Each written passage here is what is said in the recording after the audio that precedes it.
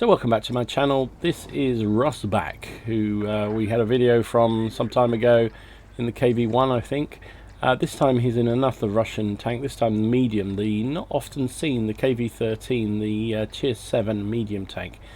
What's unusual about this is it's a very nimble little medium tank with an 85mm gun, but it's got frontal armour like a heavy tank, so it can pull off some wonderful job. He's got a sort of okay match up here. We're on Malinovka, it's a Tier 7 game, and he's not really, he said in his note he was going to head down the medium line, he was going to head up onto the hill and brawl it out, and then somebody said to him, I think it was the SU-100Y, said to him, spot, and he thought, okay, we need somebody to spot, and you can see there are no scouts on either team, so he's decided to take the role of scout.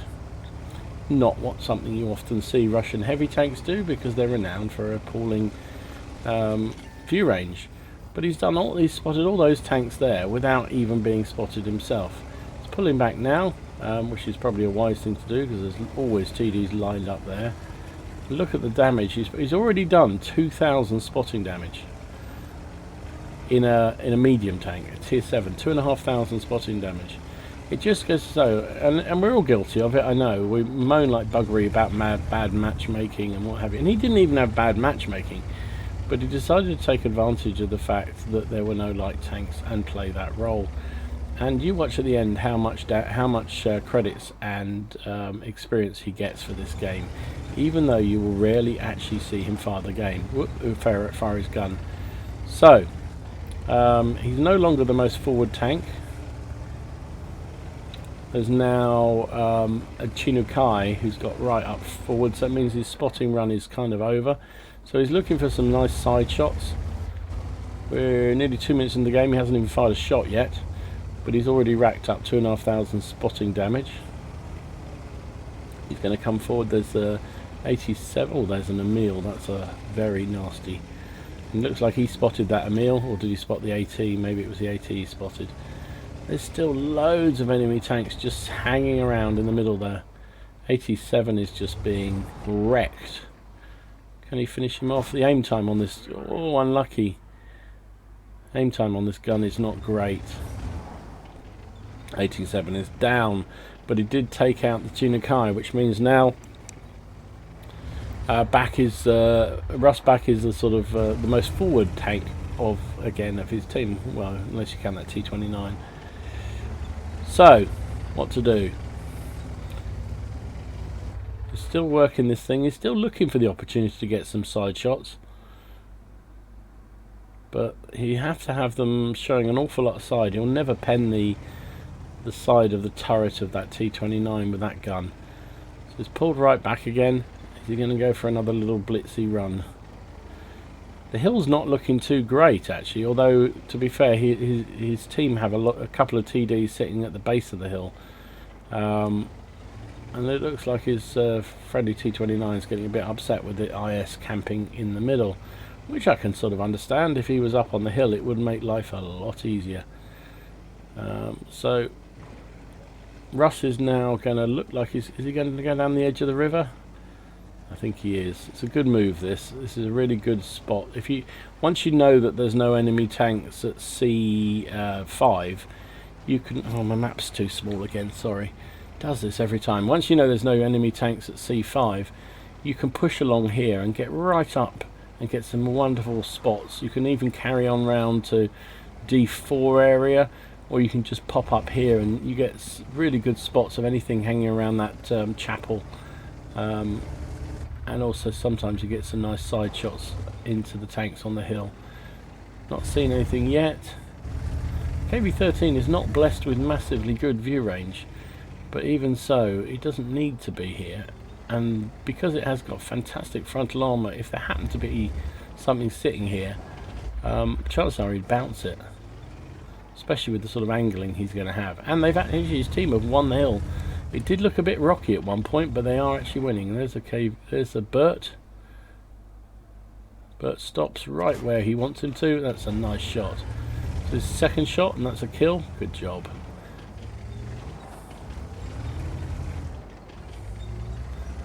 So he's fired 2 shots.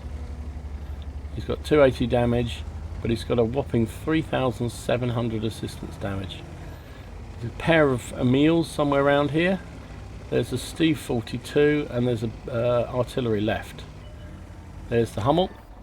I think he got spotted. It's probably the Steve that spotted him in automatic view range of the Steve, but there's so few enemy tanks now that actually it doesn't matter anymore. We still fired at that Hummel even though he's dead. Oh well, nothing like shooting a dead man when he's down. Well done, mate. So there's just those 2 Emils left. This has been a fairly easy game for his team, and mainly because he's done such a great job of spotting. There is one of the Emils.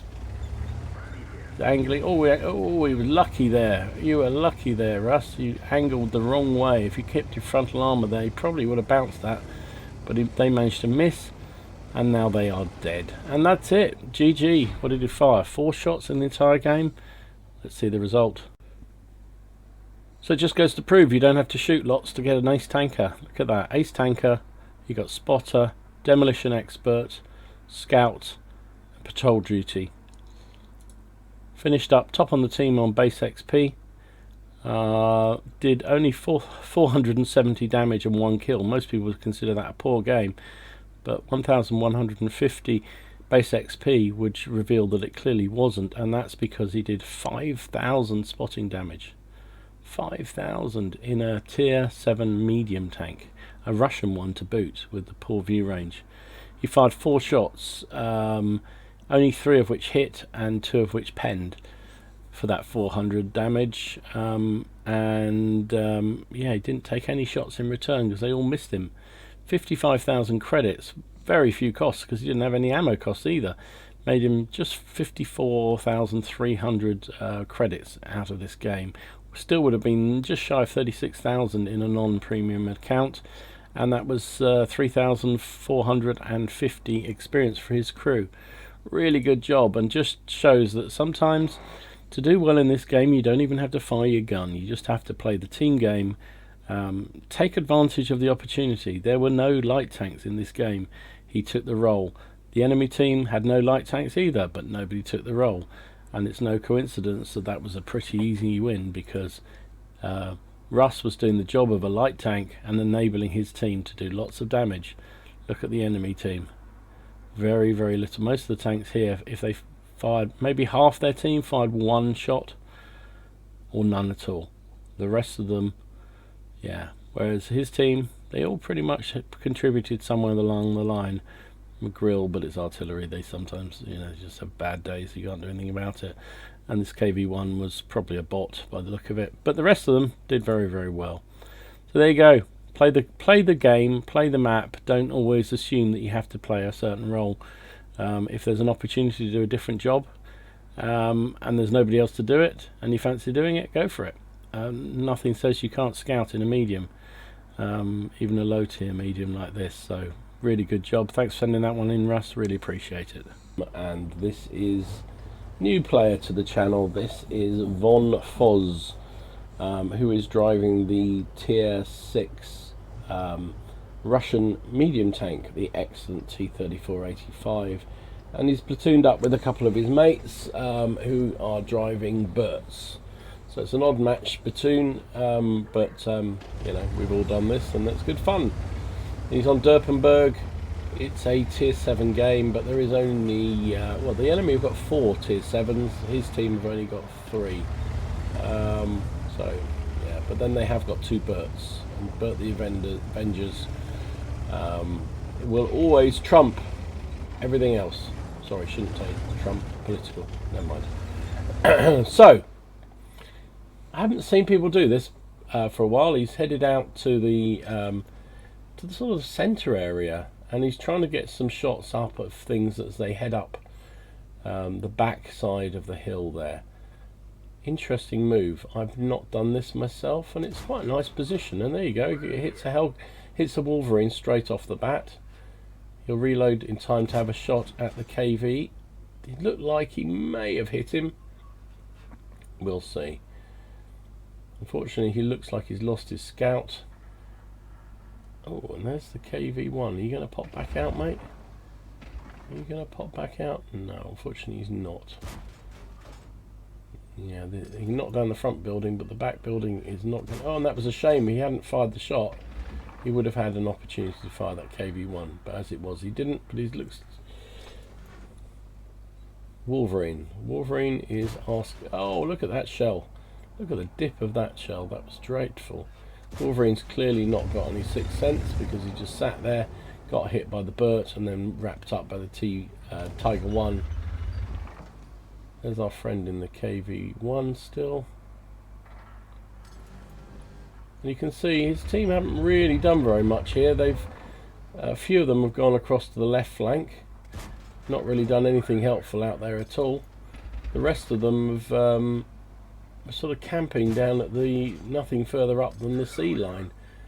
He's hitting that Comet rather nicely. Comet's obviously a tier 7, so that's a bonus in terms of credits. Can he finish him off? Oh, and he bounces off. How many times does that happen when you got a chance to finish somebody off? He bounced the shell. So he's trying to help. Oh, and there's a T67 sitting in the open. Nice shot.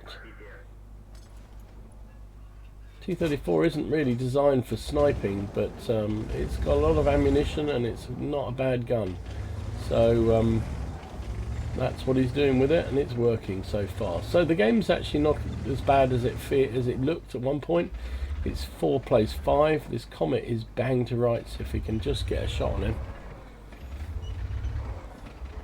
And the enemy team that looked like they were dominant down the 890 line have stalled. And it's partly down to the crossfire that Von Voss has been able to lay down. He slowed down that Comet. He made that T67 pull back. So it's a bit of a stalemate situation again. I just realised the mini-map's too small, sorry. You can see there's an OI coming down the centre, which is not so great. Oh, and there's a Comet. Takes him down. Good. Right, that's a really good job done. The OI is being eaten by the Burts. Can he get shot? Oh, look at that shot. I know it wasn't fully aimed, but that shell went absolutely nowhere. Absolutely. Oh, there's a IS at the top of the hill.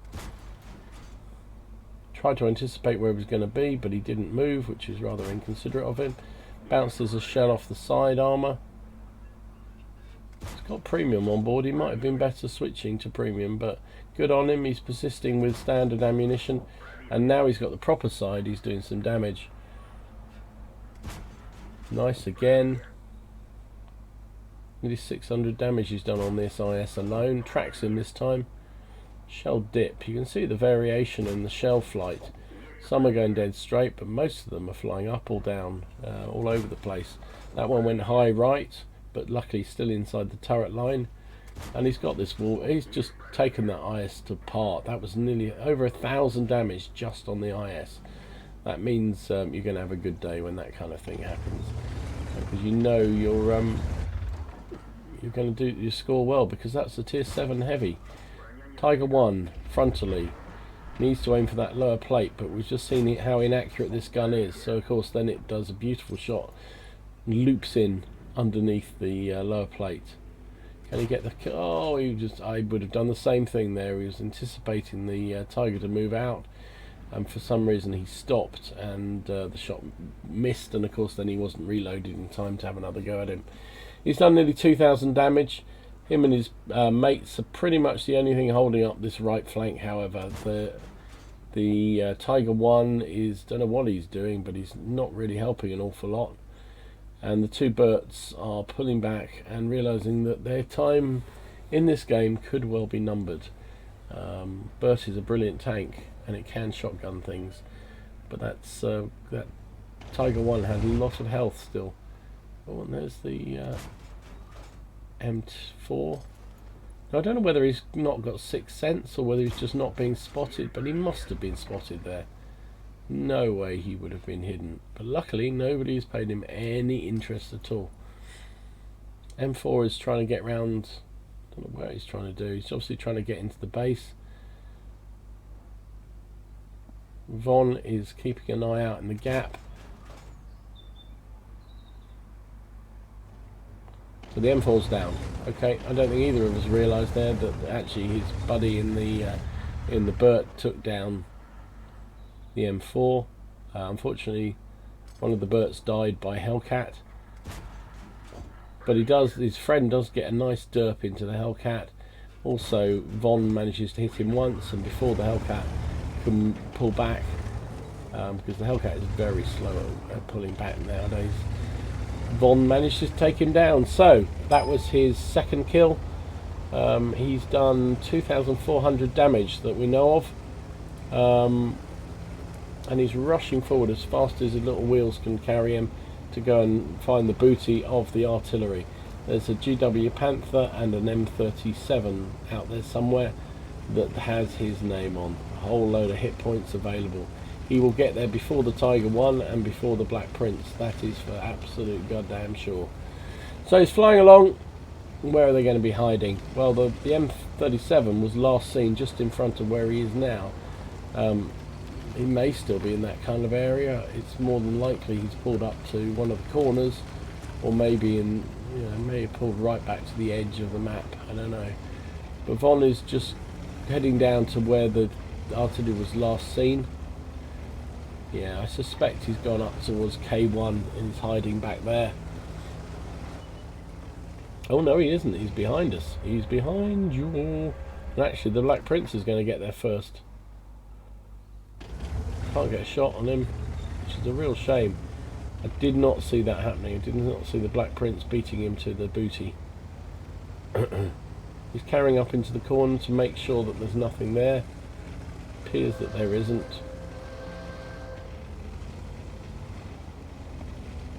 Game's almost over. This was a assault game, so it only lasts 10 minutes.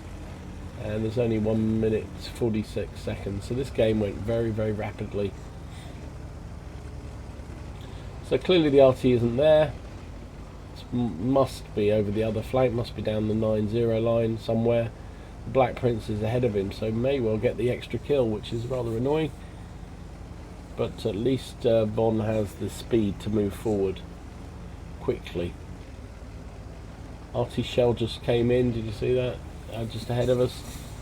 Missed the Black Prince by some distance, but that would tend to suggest it's more over to the left. There it is. That's where it was. Just on the trajectory of that shell, you could see where it, without even seeing it directly, you could see the splash and where it must have come from. So less than a minute left. Can he get this kill? Can he secure the final kill before the clock runs out? He's rushing forward as fast as his little tracks will take him.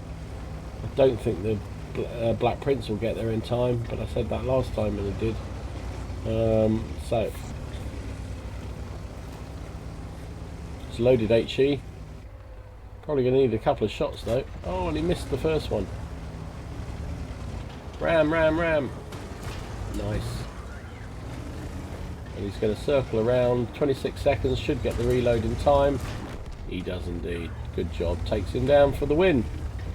So Von Voss finished up with the first class. He got 5 for effect and high caliber. 2,634 damage, 3 kills, 1127 base XP. Finished top of the team on XP. The Burts were sort of did reasonably well. Did nearly one did 1,000, one did nearly 1,000 damage. So good effort by the platoon, that's for sure. 36 shots fired by Von. 21 hits, 16 pens for that 26,000. A lot of it at range. Unusual in a T34-85 to see it firing at such range. But that was what the game dictated. Didn't need to be anything more than a sniper. And even with the very variable accuracy of that 85mm gun, he did a good load of damage. 42,500 credits. Don't think he fired any premium at all. Gave him 34,000 profit. Would have been just shy of 21,000 in a non-premium account. It was his first game of the day in that tank, plus the platoon bonus gave him 3,433 experience. Would have been 2,288 in a non-premium account. So really nice game. Ace tanker, not quite an ace tanker. But it just shows the versatility of the T34-85. I think it's one of my favourite tanks. Really like the T34 and all the variants of the T34 actually. I think they're all really good mediums. And that was a well played game. So thanks for that, Von Foss, whatever. Appreciate you sending that in.